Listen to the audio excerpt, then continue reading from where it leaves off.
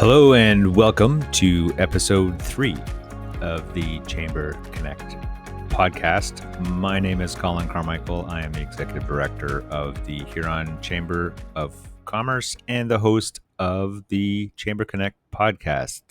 If you're watching the video version of this podcast, you'll notice that my lips aren't moving.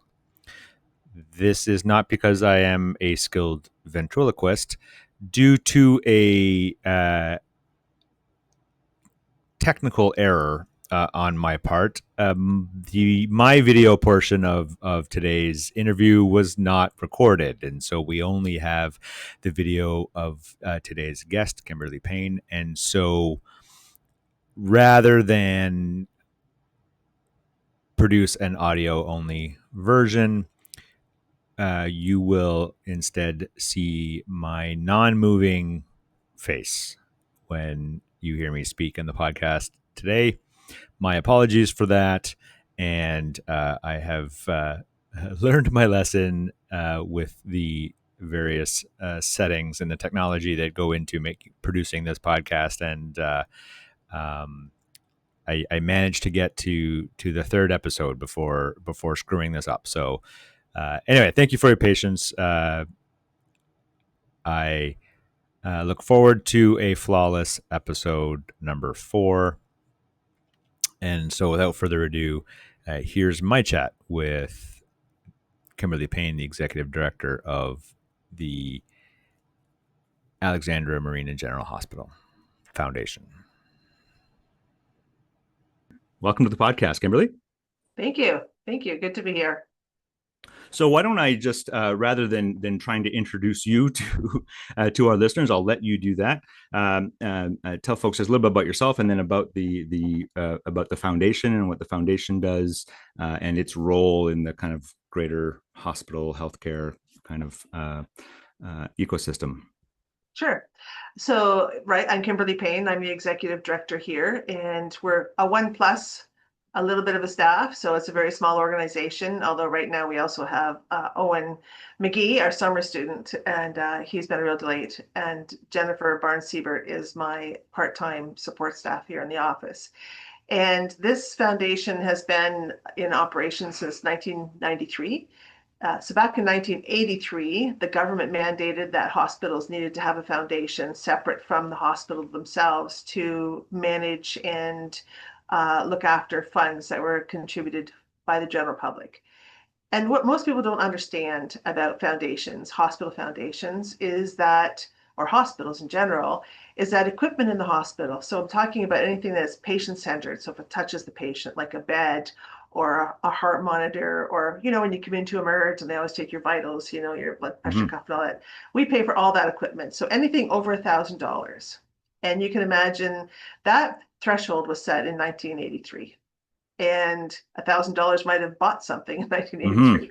And now it just contributes to the cost of something, because $1,000 goes pretty much nowhere as far as hospital equipment. I just had Lynn Higgs in today, and she wants a couple of mattresses, and we're talking just a mattress is $2,000 or $3,000. A bed is $15,000 to $16,000 depending on what it does. And then we get into big equipment like the CT scanner, things like that, which are in the millions. So we do all of that work, and those funds are raised from the communities. That means you. So anybody who makes a donation to the hospital foundation, that is what purchase equipment that is used here in the hospital. Yeah. And so most people don't understand. They think that the hospital is funded by the ministry. The ministry pays for the structure itself, so the building itself and any major upgrades, roof, elevators, floors, things like that. Hard equipment like desks and things, that's all paid for by the ministry. And staff, so all of the nursing staff, administrative staff, that's all paid for through the ministry. And then doctors, of course, are paid through OHIP. So that's all taken care of. It's equipment, mostly equipment that we take care of here. And we've been doing that since 1983. And last year we put in just over $700,000 in general equipment. We've already funded about $250,000 for the next coming fiscal quarter. In addition to that, we'll be launching a pretty special campaign, which we'll talk about in a minute or two. So that's kind of we're located in the hospital. So my office is here in the hospital, which used to be the old gift shop. So if you come in the main entrance and turn left, we're actually in the old gift shop, which was closed during COVID and just never revived. So we don't have an auxiliary anymore, which now that funding has also fallen to us to raise because they used to raise quite a bit of money every year too. So Yeah. Well, and I think, as you said, most people, I think, assume that everything in the hospital is paid through the government and through our taxes, and that because, as you know, healthcare is free in Ontario, right? That's what that's what people say, and to some extent, I think most people understand that it isn't completely free. But I think they do think that the taxes that they pay that go to healthcare are paying for the building and everything in it. But as you said, that's not the case. Everything from, yeah, I mean, like you said, $1,000 doesn't buy you much in no, 2025. So just about every piece of equipment in that hospital is being purchased through the foundation and that's through correct. local fundraising and local dollars, outside And I of think government funding. that's right. And the special thing about this hospital is AMGH is actually the regional hospital for the county. So we have the CT scanner. We have the only Schedule 1 mental health facility in the region, and it's the largest in the region. At this point, we're currently larger than Stratford, although they are going to be having an increase in beds there for the mental health. So it's a very important part of the services that we offer here. We have surgery. We have three very talented surgeons, Dr. Ford, Dr. Kittmer, and Dr. Daters on staff. We have anesthesiasts. We have an obstetrics unit, so we deliver babies here. So it's a pretty full array of services. We have echocardiograms. We have our own lab inside. We have our own pharmacy. A dialysis unit that was established by former Mayor John Grace and a group of really dedicated volunteers. So it's a very robust hospital for a community this size. They're actually Clinton, Seaforth, Goderich, Exeter, and Wingham. So we have 5 hospitals actually in a community of, I think, 59,000. So Mhm. we're very well served when it comes to healthcare.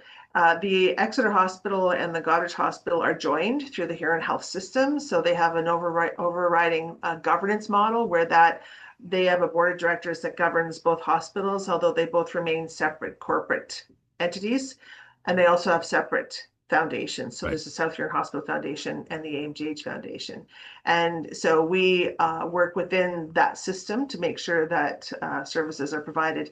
Those 2 hospitals and Stratford are the only hospitals that have remained open, our emergency departments. And our staff are pretty proud of that. And Mhm. so that's kind of an important aside about the hospital itself. So the hospital, I don't know if you want to talk about, if you want me to share how the funds are, how we get the funds and how, yeah. Sure. Well, I mean, I just before we do that, I mean, I don't want to belabor the point, but I think it's important to point out that when people see the hospital foundation raising funds and having fundraisers and doing those things, that's not for bonus things. That's not for extras. That's not No, for over and above what the hospital needs to operate. That's actual the equipment that the hospital needs, because I think that's the other misconception, right? That the fundraising is for extra stuff, and it's really not. I think sometimes when you talked about auxiliaries, like sometimes auxiliaries are seen to be providing that extra stuff, but anyway, so yeah, so maybe you could talk a little bit about how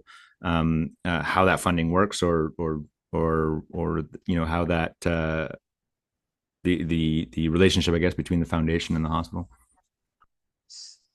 so the hospital submits to us an annual request every year. They have a capital equipment list, and it's averaged out over 3, 5, and 10 years. So we know when equipment is going to need to be replaced. And that used to be a really good system, and then it kind of fell away, and now it's back, and it's a pretty robust system under Rob Levesque and his team. And so they send that to us, and they tell us they rank it by priority. So these are the most important things that need to be replaced, and these are the kind of um, immediate but not urgent concerns, and then kind of the next level, and they'll move up as they age out. And so we've just funded quite a bit. I just mentioned about $250,000 worth of equipment that we've just are funding, cardiac monitors, things like that.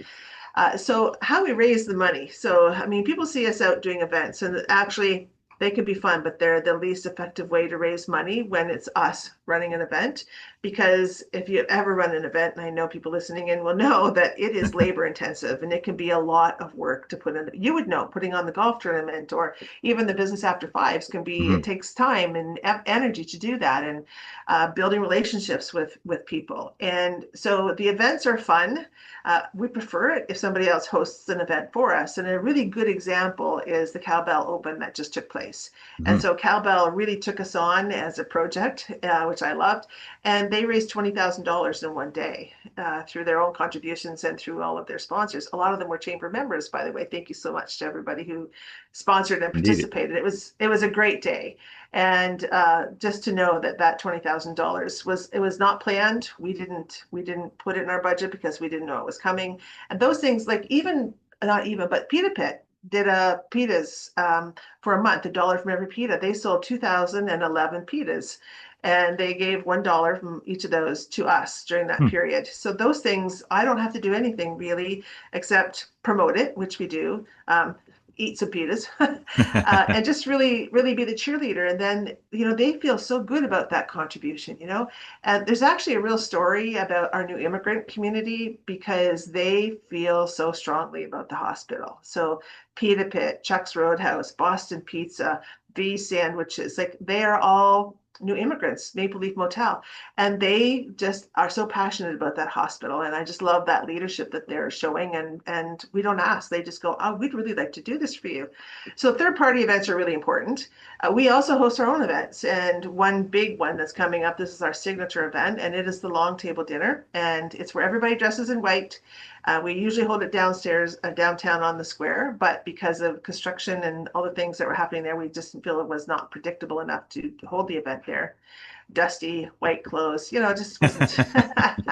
And so we actually have relocated it to the Goderich Airport, which we think is really fun. And it's actually in the parking lot because the airspace is federally regulated. So we're in the parking lot. It's still the same tent, all white. We've got this year is kind of a James Bond, Great Gatsby theme, so still white, but like planes and trains or cars. We're going to have lots of fun stuff happening there, and that raises somewhere between $170,000 or $200,000 depending on the year and what's happening.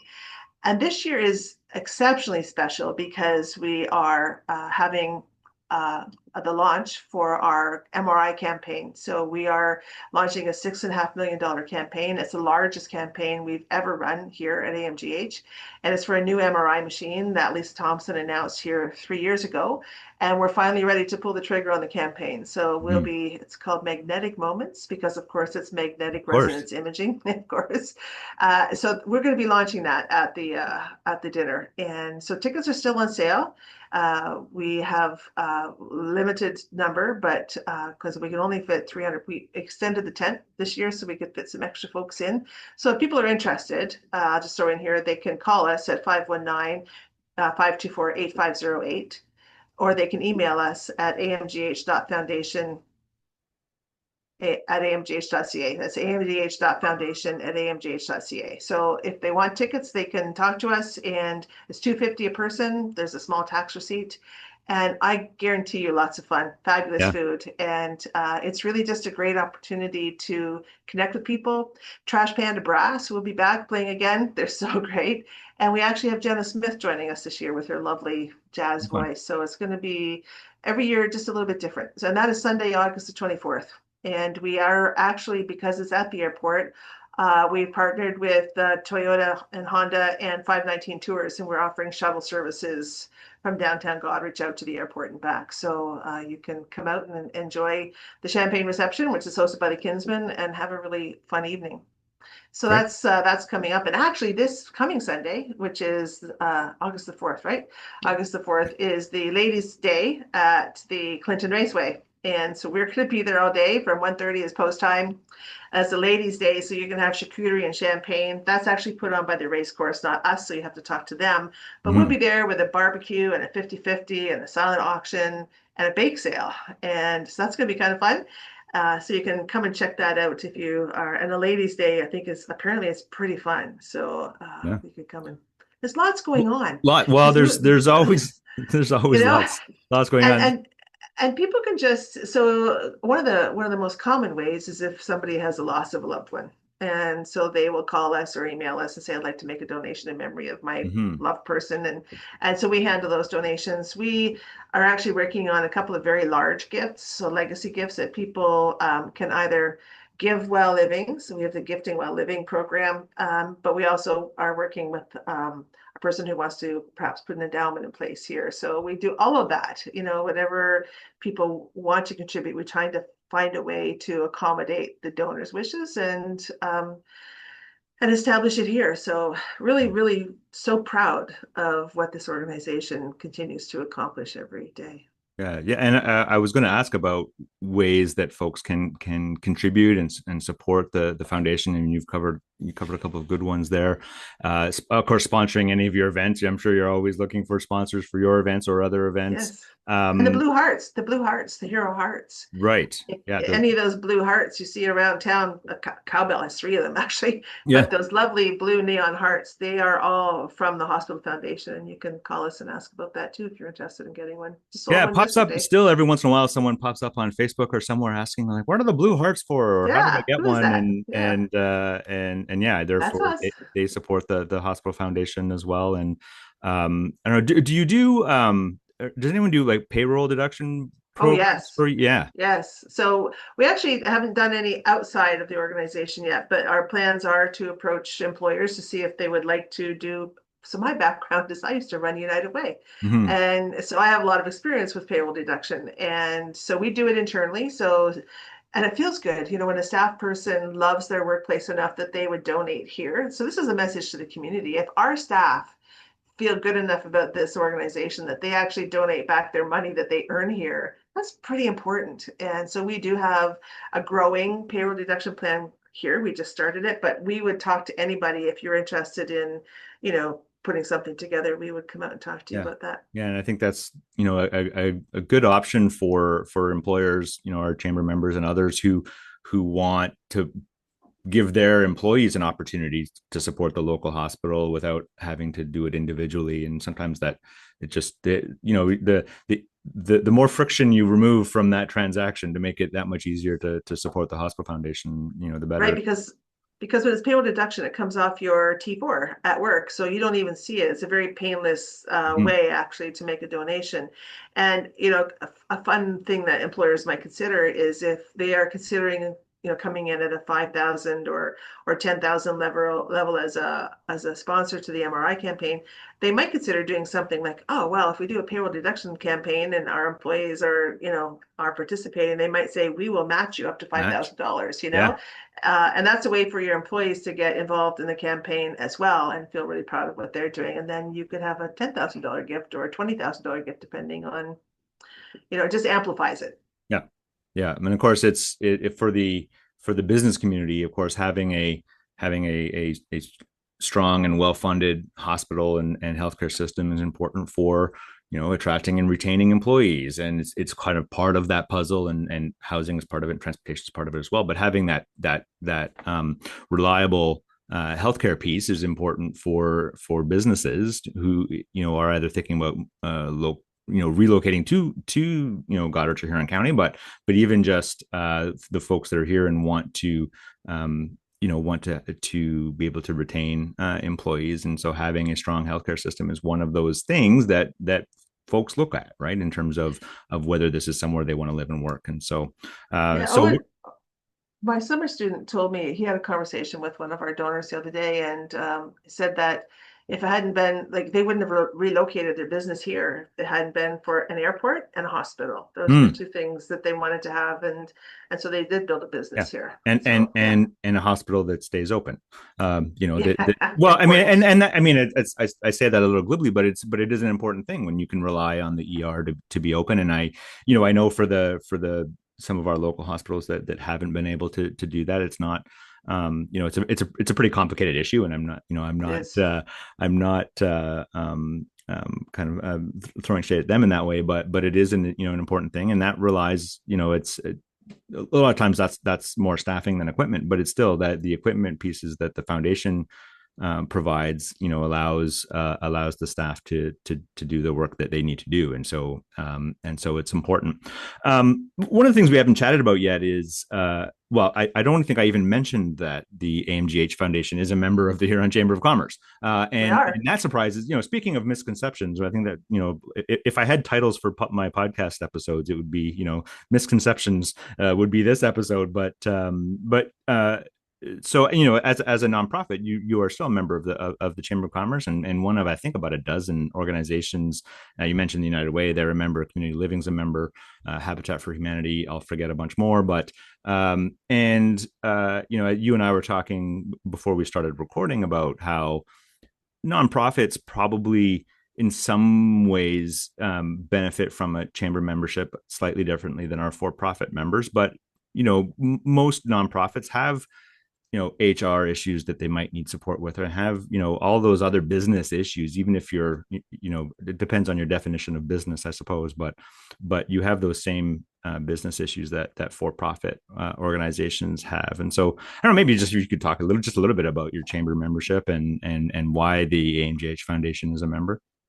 I believe both the hospital and AMGH Foundation are members. I think we might actually both be members. And it's important to me because it's connecting with the business community, which is a large section of where our support comes from, and then their employees through them.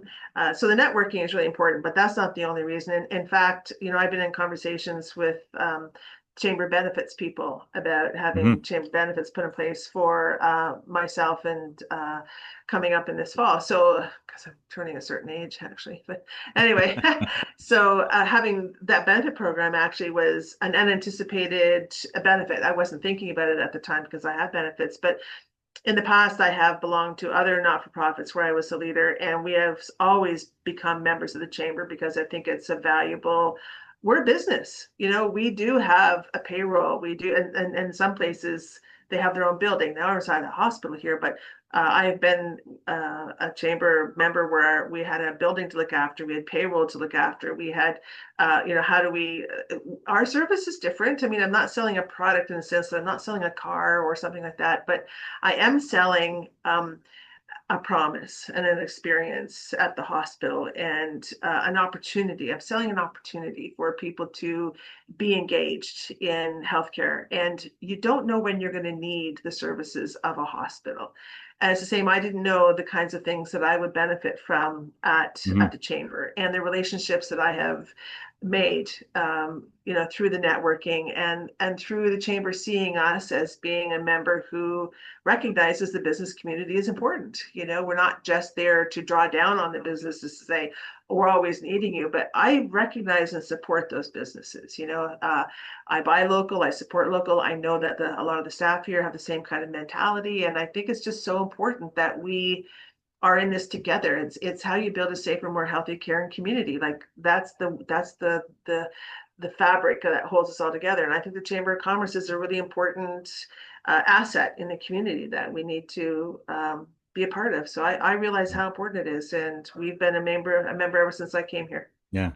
Well, and one of the kind of buzzwords or phrases in the kind of Chamber of Commerce ecosystem across the province, across the country, really, is that social issues are business issues, and so chambers of commerce have a not just a. I mean, we have an obligation to do what we can to help our members, whether they're for profit or nonprofit, address those issues, and so and whether that's healthcare or mental health or homelessness or housing or all of those things that are impact the business community as much as they impact the broader community. And so you have to look at it holistically. You have to look at the entire picture.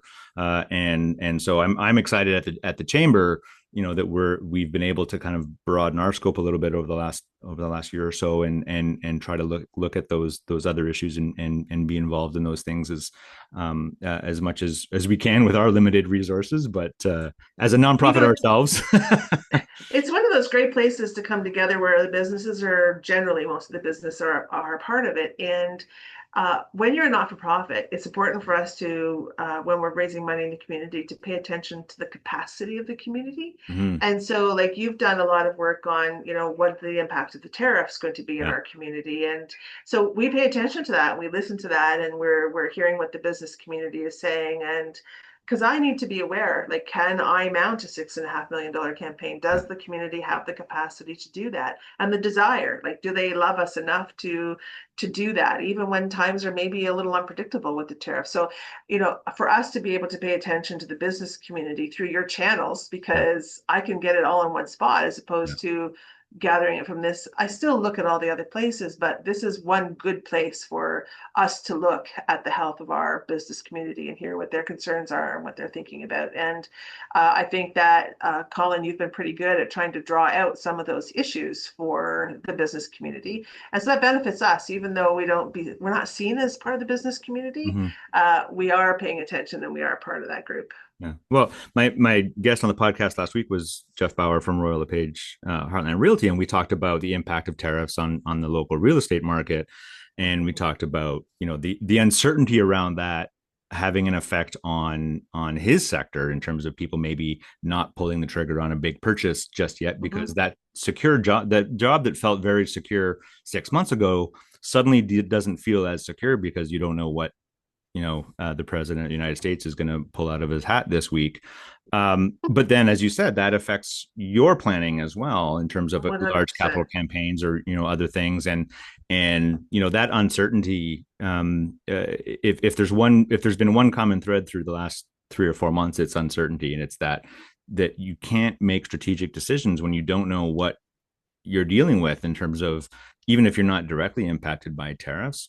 Mhm. Our hospitality industry is impacted by people who are impacted by tariffs, and so and those kinds of things, and it's those ripple effects that affect the entire community, for profit, nonprofit, healthcare, real estate, and everyone else as well. So yeah, I try as much as I can to try to keep at least an ear to the ground on these things, and what's who's being impacted and how, and spend a lot of my time just having conversations like this one with folks who Mhm. and just hearing what the concerns are and what the opportunities are, because it's not all dire. There are still lots of opportunities out there to do great things, like fund an MRI for the Goderich Hospital, which Mhm. would be great. So Well, anybody who needs a hip, or like, like, I know it's like months to get an appointment just to meet with an ortho person, and then get now you need the MRI before they'll do anything to move forward with that. Like, it's just, everything takes time. So I mean, I think that we're hoping that the MRI would be here and operational within the next 24 to 36 months, if things go well. I don't have any control over that, of course, but of course. that would be great to see. So I really am grateful for the opportunity to, talk to the community about why the foundation is so important and such an integral part of the fabric of the community, including yours, the business Yeah, community. So good. I appreciate that. Thank you. Yeah, well, thanks very much for coming on the podcast and having this chat with me. And if anyone wants to get in touch with the foundation, you can always find chamber members through the chamber website here on chamber.ca. You click on directory, and you'll find the foundation there. And I'm pretty sure a Google search for AMGH Foundation will get you there as well. And so you've got the long table coming up in August. Day at the races is this Sunday. And then just keep an eye out for anything else with that AMGH Foundation logo on it, and your. We'll be sliding right into the radiothon in Oh, right, October, so Thanksgiving weekend. So right, with. we transition very quickly from one to the next, and before you know it, it'll be Christmas. I just can't believe how fast it's going. But yeah, so the radiothon is the Friday of the Thanksgiving weekend, and our host is Shoreline Classics at Zaire. So it's, I think, again, maybe a business partner or two in there. Chamber members, both Zares and Yes. Shoreline Classics, of course, are have been great supporters of the chamber over the years. So Yeah, we're one big happy family, Kimberly. I will say that at the long table dinner, so Laura Herman, who is our board chair, she is our MC, and she did a fabulous job last year. And we have an amazing live auction, we have an online auction which is live now, and anybody can participate in that. It doesn't matter where you are, and it closes the night of the dinner at 9 o'clock. But we have a live auction, which is a lot of fun. There's some pretty cool stuff that gets done there, and that's done by the Glenn and Ben show. So that's Glenn McNeil and Ben Lobb, and they Okay. are the auctioneers who come to Glenn and Ben show. And this year, we also have a fund to need. So, like, we take 5 minutes from the evening, and in that 5 minutes, we raise as much money as we can for a certain piece of equipment. And this year, it's going to be the MRI.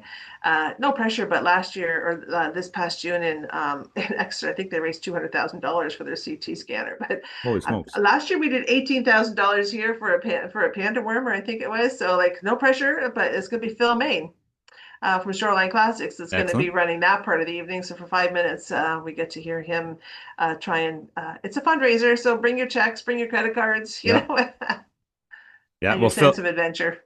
Phil and Ali were the inaugural guests on this podcast, which was great to have them on and from their podcast, but also as representing Shoreline Classics. So Yeah. so that's great. Okay, so lots to put in the calendars in the next several months for the foundation, and there's some chamber stuff happening in the next few months as well. But I'll find another time to plug those things. So anyway, thanks again, Kimberly, for coming on the podcast, and Thank you. best of luck with all your events. And I know I will see you in the not too distant future at an event somewhere. So maybe the long table dinner. Have you got a ticket yet? I don't, and I think I have a conflict again this year, but I will do my best. I'll double check my calendar and try to make it there. Thanks so much.